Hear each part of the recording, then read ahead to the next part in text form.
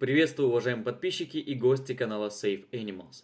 На улице можно встретить много бездомных животных. Многие люди просто проходят мимо, не обращая внимания на них.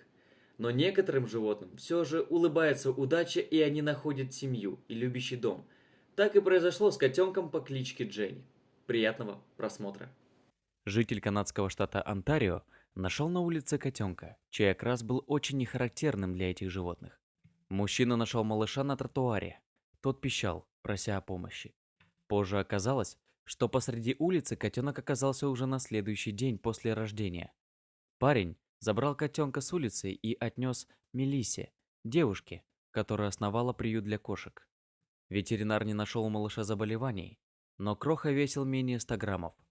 Рост у него был всего несколько сантиметров, а горячий асфальт оставил на задних лапах ожоги. Сотрудников приюта удивил серебристый окрас малыша, больше похожий на окрас соболя, чем шерсть домашней кошки.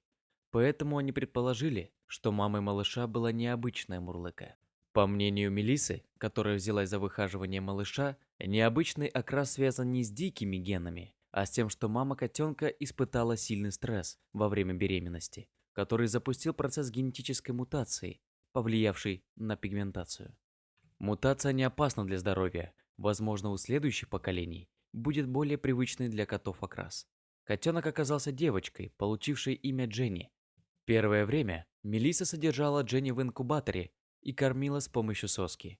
Через несколько недель малышка набрала вес и окрепла, смогла выйти из инкубатора и познакомиться с другой подопечной Мелиссы, кошкой Джун, которая недавно стала мамой. Джун сразу приняла малышку и принялась за ней ухаживать.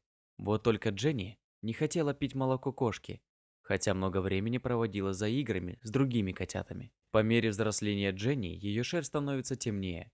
Ветеринары предполагают, что став взрослой, она лишится серебряных узоров, став черной кошкой. Призываем вас не проходить мимо бездомных животных и пытаться оказать им хоть какую-нибудь помощь. Возможно, вы их последняя надежда. Спасибо за просмотр. А если вам понравилось видео, то ставьте лайк, а также подписывайтесь на наш канал, где найдете еще много интересных видео. А если у вас или у ваших знакомых есть интересные истории, то присылайте их нам. Мы обязательно расскажем про них в следующем видео.